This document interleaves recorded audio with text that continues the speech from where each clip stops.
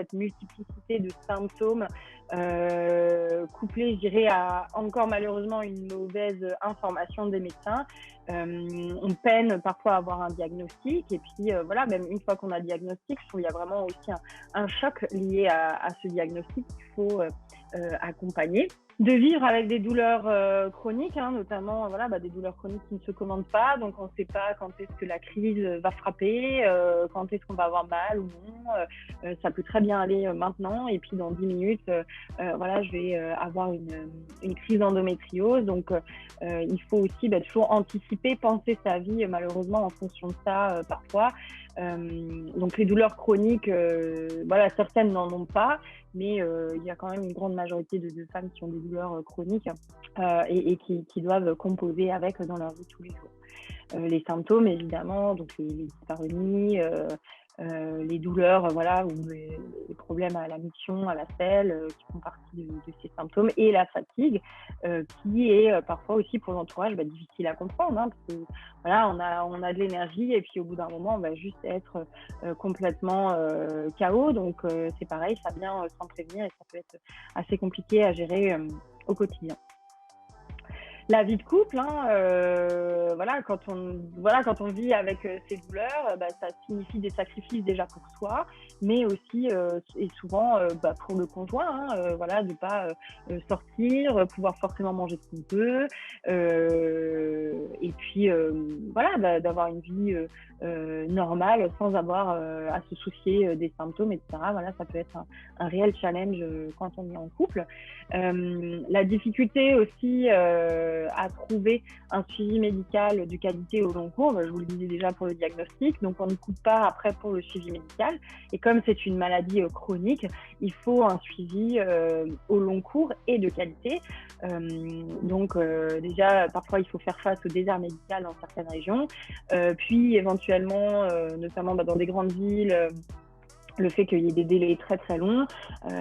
Donc c'est je dirais un facteur d'épuisement et peut-être de charge mentale supplémentaire à gérer pour la patiente. L'influence des traitements, donc quand on agit sur les hormones, il se peut qu'on ait des effets secondaires. Donc pour ne nommer que, ça peut être l'irritabilité, l'acné, la prise ou la perte de poids, tous les effets secondaires qu'on peut avoir en prenant un traitement hormonal qu'on doit gérer. Du coup, en plus, je dirais, de sa maladie chronique et de ses symptômes.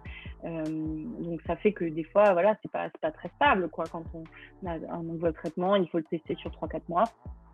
Donc ça peut être long et puis le temps de trouver ses marques, c'est compliqué à gérer au quotidien. L'isolement, la dépression, ça résonne aussi, je dirais, avec l'aspect maladie invisible et puis le tabou, quoi. Est-ce qu'on en parle, est-ce qu'on n'en parle pas? On a parfois aussi l'impression d'être seule, en fait, même si c'est une femme sur 10, on se sent extrêmement isolé. Donc, il y a une chance aussi de tomber dans ce cercle vicieux de l'isolement, de la dépression. Donc, c'est pour ça nous, avec l'association, donc en France, on essaie vraiment de communiquer au maximum sur ce qu'est la maladie et ce qu'elle implique, pour que quand les gens se retrouvent face à quelqu'un qui souffre d'endométriose, comprennent aussi les enjeux et que les femmes se sentent plus à l'aise aussi d'en parler et se sentent écoutées, comprises par leur entourage. Les difficultés financières, puisque déjà on peut avoir un impact, je dirais, sur ses revenus lorsque on est malade chronique et que on a des douleurs par exemple qui vont survenir, qu'on peut pas aller au travail, on a peut-être des jours de carence ou quand on est une longue maladie, on a peut-être une perte de revenus. Et d'un autre côté, vous avez bien vu aussi que lorsqu'on souhaite soulager la douleur avec des méthodes alternatives ou complémentaires, ça c'est pas remboursé par la Sécu. Donc d'un côté, on a les dépenses qui augmentent et les revenus qui baissent. Donc certaines femmes peuvent aussi rapidement se retrouver face à des difficultés financières et à devoir faire des choix en termes de prise en charge. Et la difficulté à concevoir, donc ça j'en parlais aussi par rapport à la fertilité. voilà, on est quand même dans une société où la charge, je dirais, maternelle et de faire des enfants pèse sur les femmes. Donc, et c'est vrai que quand on entend endométriose, c'est tout de suite associé à la fertilité. Donc, voilà, de devoir répondre à toutes ces questions avec lesquelles on n'est pas forcément à l'aise. Et puis, cette pression sociétale, ça peut aussi rendre le quotidien compliqué. Et puis, peut-être aussi, du coup, mener à l'isolement dont j'ai parlé plus tôt. Donc, l'impact des symptômes sur la vie professionnelle, alors ça fait un peu écho à ce que je viens de dire, mais déjà, voilà, ces douleurs qui ne se commandent pas, quand on a une crise de douleur qui survient la nuit, qu'on n'arrive pas à dormir, ça peut être compliqué d'arriver le lendemain matin au travail à l'heure, de bonne humeur, et puis voilà, avoir les collègues de bonne composition, parce que ça laisse des traces, plus de la fatigue, donc voilà, ça peut être un réel enjeu dans la vie professionnelle. Les troubles physiques associés, déjà tout ce qui est troubles digestifs, urinaires, je ne sais pas où est le prochain toilette, de toujours devoir se poser cette question. La station debout assise qui peut être compliquée, donc avoir peut-être un bureau qui se lève, une entreprise qui est peut-être plus au fait de tout ce qui est ergonomie, par exemple. Ça peut aider au quotidien dans le contexte professionnel. Les effets secondaires des traitements, donc voilà, tout ce qui est irritabilité, c'est vrai qu'on n'est peut-être pas forcément toujours de bonne composition pour répondre à ses collègues, ou les bouffées de chaleur aussi, voilà, selon je dirais, le contexte dans lequel on travaille. Alors, à l'heure actuelle, on est beaucoup en télétravail, donc on est chez soi à gérer tout seul, mais voilà, ça peut être un réel enjeu aussi quand on doit changer de traitement, toujours s'adapter, etc. La fatigue, la fatigabilité, donc c'est ce que j'ai déjà dit avant, le fait qu'on se fatigue peut-être plus vite que quelqu'un d'autre, on doit gérer aussi cette fatigue, voilà, qu'une fois ça va, qu'on a beaucoup d'énergie et que une demi-heure après, on est vraiment à plat, ça peut être très contraignant au travail quand on doit délivrer, quoi. L'absentéisme, le retour au travail, donc voilà, de devoir s'absenter sans forcément prévenir, hein, parce que la crise de douleur ne prévient pas, et de retourner au travail, les questions des collègues, voilà, si on n'en a pas parlé, la plupart du temps on ment. J'avoue, hein, je l'ai fait aussi, mais voilà, c'est clair qu'au bout de la troisième gastro en 3 mois, il y a des questions qui se posent, quoi. Donc, c'est aussi important, je dirais, de créer cet espace de confiance où les gens peuvent se sentir à l'aise de parler de leur maladie. Néanmoins, il y a 65% des femmes atteintes qui reconnaissent un impact négatif de la maladie sur leur quotidien professionnel, parce que voilà, il faut s'organiser, il faut anticiper, et ça reste à la charge du malade, la plupart du temps.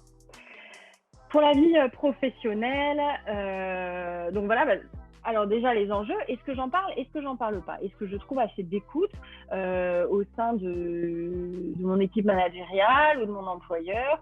Je dis rien, je souffre, je suis seule, mais j'en parle. Est-ce que on va, je sais pas, se retourner contre moi? Est-ce que il y a peut-être une promotion que je n'aurai pas parce que je suis trop vulnérable, je suis trop imprévisible? Voilà, c'est une question que chacun et chacune doit se poser et puis doit faire le choix pour elle. Et voilà, donc ça reste un enjeu d'en parler ou de ne pas en parler. Pour l'employeur, voilà, de gérer aussi la désorganisation au travail, hein, en cas d'absence non anticipée, d'absence répétée. Ça peut être... c'est une charge en plus à gérer. Comment est-ce qu'on arrive, voilà, à trouver un juste milieu pour satisfaire toutes les parties. Et puis on a aussi une équipe à gérer. Souvent, voilà, lorsque l'un ou l'autre s'absente ou doit s'absenter, peut-être pour une absence prolongée ou non anticipée, voilà, de gérer la frustration de l'équipe, des collègues qui doivent reprendre, des urgences à traiter qu'on ne peut pas anticiper. Donc, il y a 64% dans cette étude Endo-Travail qui a été réalisée l'année dernière. Donc, 75% des interrogés ont parlé de la maladie à leur employeur. Donc, c'est quand même pas mal, je dirais, donc qui ont le courage d'en parler. 25% des employeurs qui ont proposé des aménagements, ce qui est plutôt pas mal, hein. Alors, ça peut être des jours de télétravail, par exemple, je sais pas moi, une place de parking un peu plus proche, voilà, un bureau qu'on peut élever, ça peut être tout type d'aménagement, hein, aussi, ça dépend de comment la personne se sent. Et après, on a 12% qui disent que leur employeur a réagi de manière négative et 8% affirment que leur direction a pris des décisions négatives affectant leur poste. Donc pour la salariée, je dirais qu'est-ce qu'on peut faire en fait quand on est atteinte. Donc déjà, en France, le système est quand même bien fait. Rencontrer et informer son médecin du travail. C'est quelque chose où le médecin peut intervenir. Ils sont soumis au même secret médical, donc ils n'ont pas à en parler à votre employeur et ça peut permettre de trouver des alternatives pour être dans de meilleures conditions de travail. Lorsqu'on a une opération, quand on revient au travail, on a aussi la possibilité de demander un mi-temps thérapeutique, toujours en accord évidemment avec son médecin, voire une RQTH, donc une reconnaissance en qualité de travailleur handicapé, évidemment avec un dossier médical, avec tout ce qu'il faut pour prouver vraiment le handicap que représente la maladie dans le quotidien. Malheureusement, des fois, on ne peut plus exercer son métier, notamment quand c'est un peu physique, et certaines personnes se tournent quand même vers une reconversion professionnelle. Et j'ai mis la cuille des auto-entrepreneurs puisque le système est quand même différent légèrement pour eux. Donc voir aussi comment les auto-entrepreneurs arrivent à gérer. Je vois d'ailleurs qu'il manque un S, vous m'excuserez. Pour gérer cette maladie au quotidien. Pour l'employeur, donc déjà de favoriser la formation et l'information des employés par rapport à l'endométriose, mais à plus large échelle aussi à toutes les maladies chroniques auxquelles on peut être confronté. Ça permet déjà d'ouvrir le dialogue et de permettre aux gens de se sentir aussi plus en confiance, plus compris dans leur milieu professionnel. Favoriser les modes de travail alternatifs, donc par exemple rien que les horaires flexibles, de télétravail aussi évidemment. Ça peut permettre aux personnes qui souffrent de maladies chroniques de se sentir plus apaisées au travail. Instaurer des plans de carrière suivis individuels. C'est une obligation dans le code du travail, mais d'avoir des meetings, des réunions régulièrement sur comment se sentent les employés. Aussi, on parle beaucoup en ce moment de la balance, je dirais, professionnelle et privée. Est-ce que chacun s'y retrouve? Ça vaut le coup de prendre ce type de discussion et d'ouvrir le dialogue pour les gens qui souffrent de maladies chroniques, mais tous les employés, mais qui se sentent inclus et qu'on puisse leur prendre la perche. Favoriser l'inclusion et la diversité, donc notamment par ce type d'initiative aussi, d'inclure tout le monde et de faire en sorte que chacun vienne avec sa personne, je dirais, entière au travail et n'ait pas besoin de mentir ou de cacher des choses, parce qu'il y a toujours, je dirais, une partie qui reste focus sur qu'est-ce que je dois dire, qu'est-ce que je dois pas dire. Donc forcément, les performances peuvent s'en ressentir. Et à l'heure actuelle, il y a aussi un système qui existe en France qui s'appelle le RSE, donc qui permet aussi aux entreprises de s'engager dans des responsabilités sociales et sociétales. Donc ça peut être un moyen aussi pour les entreprises de démontrer qu'elles sont à l'écoute et ouvertes à la différence et qu'elles vont inclure tout le monde. Donc là, j'ai mis les ressources additionnelles. Si ça vous intéresse d'aller plus loin, j'ai aussi mis le film Tout à mon endo que vous pouvez aller voir sur YouTube, ainsi que le clip de présentation d'Endo France qui est disponible sur Internet.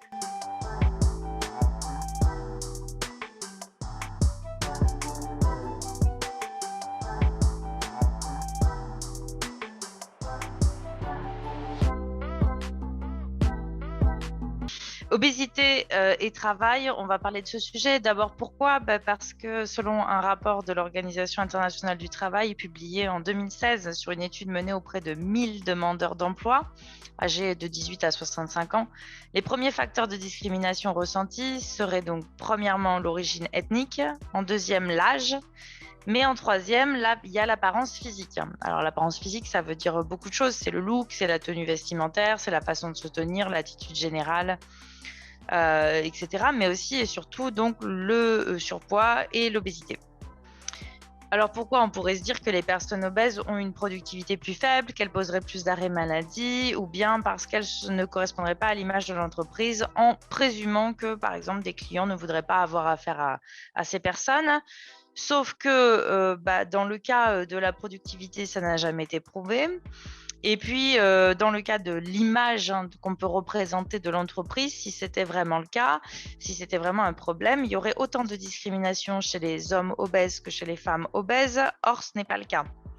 Les femmes, déjà de base, sont 2 fois plus touchées par les facteurs de discrimination, tous confondus, que les hommes, sur l'âge et sur d'autres choses.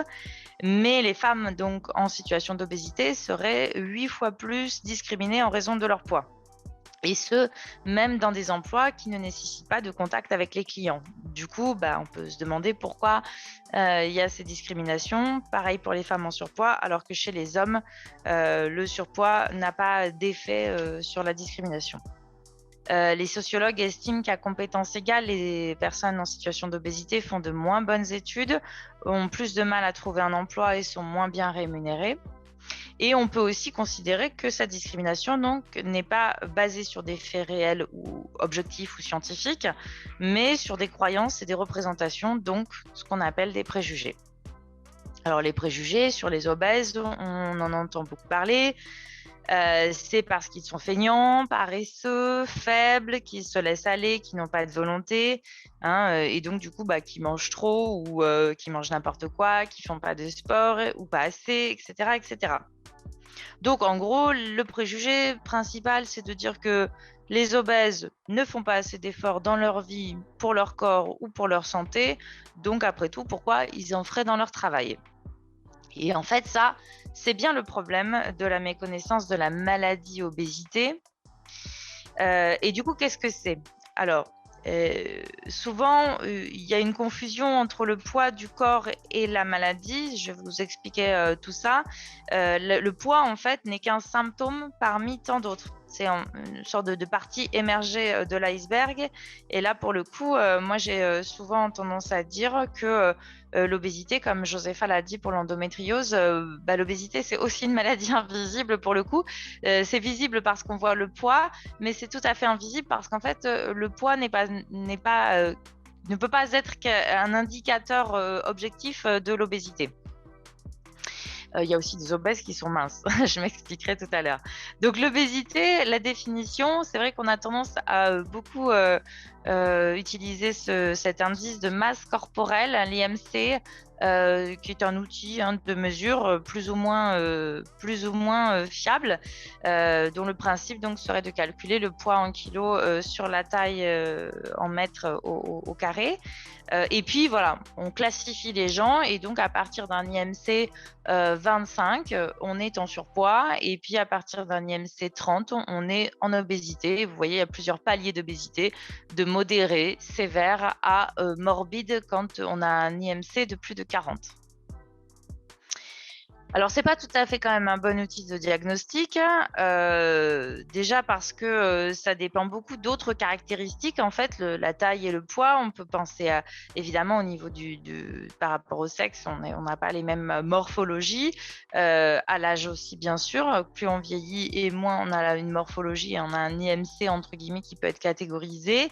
Puis ça dépend de l'ethnie aussi. C'est un outil qui est utilisé dans le monde entier, mais vous imaginez bien que les populations asiatiques notamment qui ont une taille un peu moins importante, forcément, les calculs ne seront pas forcément toujours très adéquats. Pareil, puisque quand on regarde ce calcul, on prend que le poids sans vraiment s'intéresser à ce qui correspond tout à fait.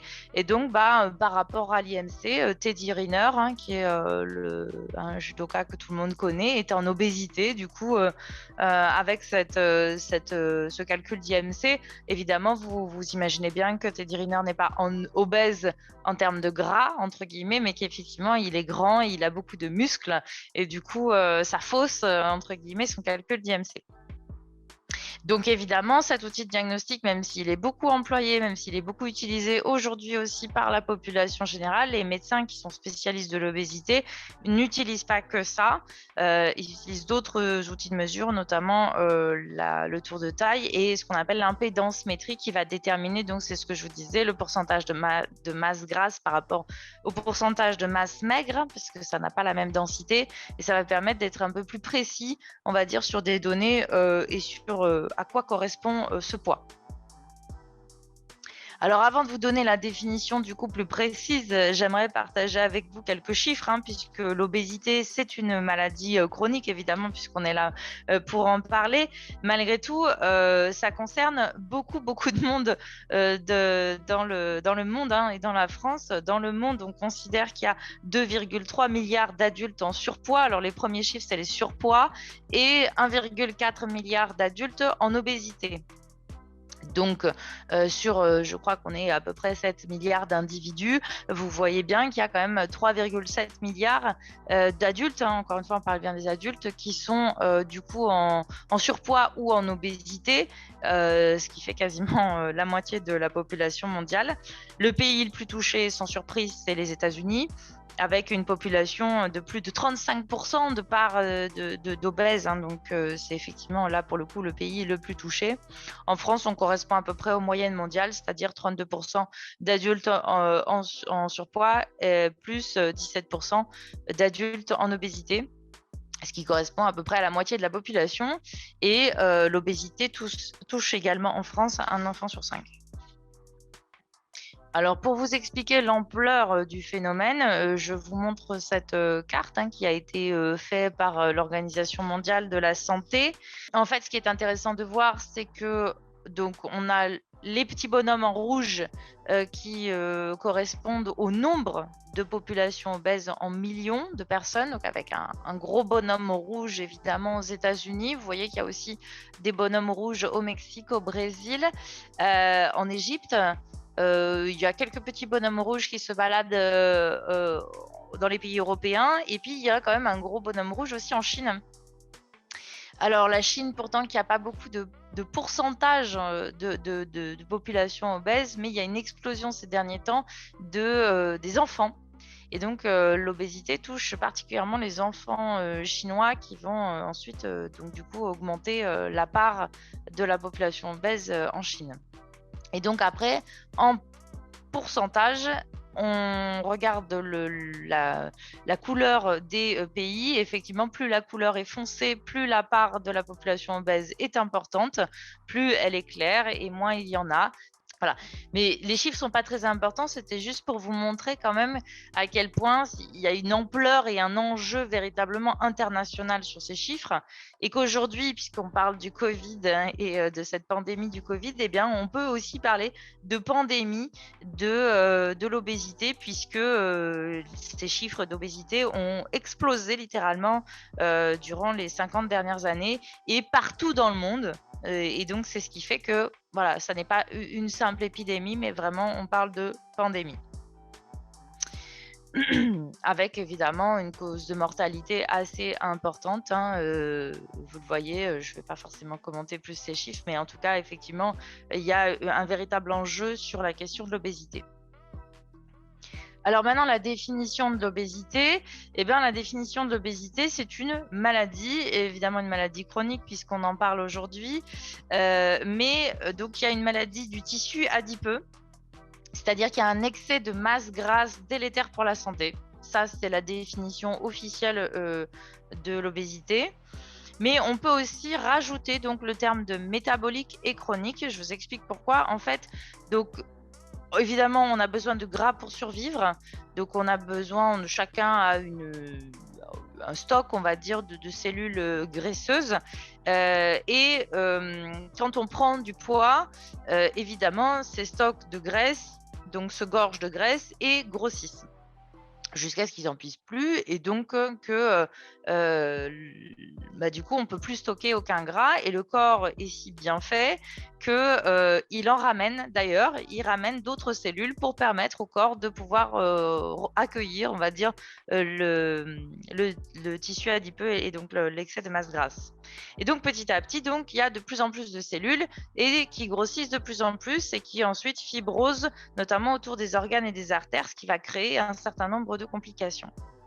Sauf que quand on maigrit, et c'est là tout le principe, et notamment sur la chronicité, quand on maigrit, donc quand on perd du poids, donc on dégorge entre guillemets ces cellules de graisse, mais par contre ces cellules restent. Elles sont là, elles sont vides, et elles sont avides en fait de retrouver le gras qu'elles ont perdu. Ce qui fait que du coup, la chronicité, elle se fait sur le fait que, évidemment, on peut maigrir. Il n'empêche pas que les dommages seront toujours présents en termes de complications et de comorbidité. Et surtout, on a plus de risques de retomber et de reprendre du poids et de retomber dans la maladie d'obésité. Voilà pourquoi la chronicité. Et on parle aussi de maladie métabolique puisque c'est l'organisme en fait qui va provoquer donc cette maladie. J'y viendrai aussi juste après sur les causes, hein, puisque on a des causes métaboliques. En fait, le problème de l'obésité, c'est un dysfonctionnement qui est interne au corps. Alors les causes, il y en a vraiment tellement que je peux pas, sinon il va me falloir 3 heures de conférence pour vous expliquer toutes ces causes, mais j'avais envie quand même de vous en expliquer quelques-unes parce que voilà, encore une fois, on pense souvent à comment dire, à la balance en fait énergétique tout simplement entre la consommation d'énergie et la dépense d'énergie, donc manger et sport. Mais en fait, ce n'est pas du tout ça. Les causes, il y en a beaucoup. Notamment, il y a des causes génétiques et épigénétiques. Il y a des prédispositions en fait déjà dès la naissance. Pour certaines personnes, on ne naît pas égaux en poids et on a constaté qu'il y avait des mutations génétiques qui vont entraîner un certain nombre de difficultés qui peuvent favoriser l'obésité, donc notamment l'augmentation de la faim, l'augmentation du seuil de satiété. Il y a des gènes aussi qui facilitent la prise de poids, tout simplement, d'autres qui font baisser l'efficacité ou le bénéfice de l'activité physique, et d'autres encore qui facilitent la transformation des graisses. Donc, il y a effectivement des problématiques génétiques qui vont entraîner en fait un dysfonctionnement. Pareil pour le microbiote, hein, dès la naissance, le microbiote, c'est donc ce qu'on appelle la flore intestinale, les bactéries qui sont présentes dans les intestins. Et ces bactéries vont se transformer, notamment à cause de la mauvaise alimentation. Et quand je dis mauvaise alimentation, en fait, je parle des additifs, notamment des émulsifiants, etc., qui se trouvent dans l'alimentation aujourd'hui et qui vont perturber le microbiote et qui vont favoriser le stockage des cellules graisseuses dont je parlais tout à l'heure. Après, il y a un certain nombre d'autres causes que je ne vais pas forcément détailler. Voilà, je vous les ai mises. Addiction, les maladies métaboliques, évidemment, telles que l'hypothyroïdie, va favoriser effectivement l'excès aussi de masse grasse, le syndrome des ovaires polykystiques, l'apnée du sommeil. Voilà ce qu'on peut dire sur les maladies métaboliques à peu près. Un certain nombre de médicaments aussi, notamment les médicaments psychotropes ou les antidépresseurs. Les corticoïdes aussi et les stéroïdes vont avoir un impact sur le métabolisme de base des personnes. Il y a aussi beaucoup de causes psychologiques avec des traumatismes extrêmement importants, c'est-à-dire qu'en fait, on considère qu'il y a une prédisposition génétique. Après, c'est pas parce qu'il y a une prédisposition qu'on va forcément devenir obèse, mais par contre, s'il y a un facteur déclencheur et notamment psychologique, ça peut être le deuil d'un proche, ça peut être une rupture amoureuse, ça peut être la perte d'un emploi. Et ça peut être aussi, et beaucoup en l'occurrence, des traumatismes sexuels, puisque plus d'une personne obèse sur 3 a été victime d'abus sexuels, viols ou inceste dans son enfance ou dans son adolescence. C'est 39% des femmes en situation d'obésité et 11% des hommes. Ce chiffre est sous-évalué selon moi, et donc il y a aussi quand même ce facteur qui rentre en ligne de compte. Ça me tient à cœur de pouvoir en parler. Après, il y en a d'autres. Il y a aussi la perturbation du sommeil qui va donc perturber encore une fois le métabolisme de base, les cycles hormonaux chez la femme, hein, notamment les syndromes prémenstruels avant l'arrivée des règles. Les régimes aussi font grossir et vont perturber également le métabolisme de base des individus. Voilà, le revenu. Il y a un certain nombre d'autres choses, l'évolution de la société, la composition des aliments et les perturbateurs endocriniens. Et c'est là où il faut aussi pointer du doigt un peu l'industrie agroalimentaire, hein, qui aujourd'hui fait une alimentation qui propose aux personnes, hein, pas seulement, donc encore une fois, les personnes en situation d'obésité, mais des aliments qui sont souvent riches en gras, en sel, en sucre, en conservateurs, pauvres en fait en ce qu'il faudrait en nutriments nécessaires comme les fibres et les protéines. Et du coup, on ajoute en fait aux produits des ingrédients pour améliorer l'aspect ou la conservation des aliments. Et du coup, on désenrichit, on appauvrit en fait en nutriments beaucoup de produits alimentaires, ce qui va avoir des conséquences sur les cancers. On le sait aujourd'hui, mais aussi sur un certain nombre de maladies chroniques, et notamment l'obésité. Donc, là aussi, et donc c'est en fait ce que je voulais dire par là aussi, c'est que ces causes, c'est ça qui va provoquer en fait les désordres alimentaires qui peuvent arriver, et aussi la perte d'efficacité de l'activité physique, et qui va faire que les obèses, si vous voulez, ne vont pas forcément manger plus mal ou plus ou moins bien que les autres. C'est juste que ça va avoir un impact beaucoup plus important, parce que à cause de toutes ces causes et à cause de toutes ces origines. Donc c'est vraiment important de bien différencier les deux. Voilà, en tout cas, ce qui est certain, c'est que au final, effectivement, ça crée beaucoup de souffrance chez les patients qui en sont atteints. Il y a évidemment des conséquences qui sont vraiment diverses et variées en fonction des individus, mais il y a une souffrance qui peut être physiologique et métabolique, donc interne, entre guillemets, aussi avec des problématiques de cholestérol, de triglycérides notamment, des problématiques physiques évidemment, notamment articulaires, parce que c'est plus compliqué de porter le poids qu'on porte, ou dermatologiques aussi, des problèmes psychologiques, sociaux aussi, avec l'isolement, la dépression. Là non plus, je rentre pas dans le détail parce que je n'ai pas le temps, mais il y a quand même une véritable souffrance, et évidemment sociétale, avec ce qu'on appelle la grossophobie, c'est-à-dire donc tous les facteurs de discrimination qui peuvent être appliqués aux personnes en surpoids. Alors, le travail dans tout ça, il y a évidemment des liens entre obésité et des conditions de travail, puisque certaines conditions de travail vont entraîner des facteurs de risque en fait. Ils ne vont pas entraîner l'obésité, mais entraîner des facteurs de risque, notamment quand on a un travail sédentaire. Évidemment, plus on est vissé à son bureau et à sa chaise, et évidemment, plus ça va être compliqué de lutter contre l'obésité. Donc la sédentarité, les rythmes différés, et surtout le travail de nuit d'ailleurs, qui vont venir perturber les hormones et donc le métabolisme, et créer donc un certain nombre de problématiques que j'ai déjà évoquées. La gestion de la pause repas également, parce que souvent, on me dit, dans certaines conventions, on a une demi-heure pour manger, une demi-heure de pause en fait, pour aller se laver les mains, respirer un coup, manger, se relaver les mains, aller faire pipi. Enfin, moi, je trouve ça assez incroyable d'avoir des pauses repas qui sont beaucoup trop courtes, hein, et même 1 heure parfois, c'est déjà un peu limite, mais enfin, voilà. Donc souvent, on n'a pas assez de temps pour manger. Il y a des cantines aussi professionnelles qui vont offrir des repas qui ne sont pas toujours très équilibrés. Mais aussi et surtout, ce qui va correspondre au facteur de risque le plus important, c'est le stress.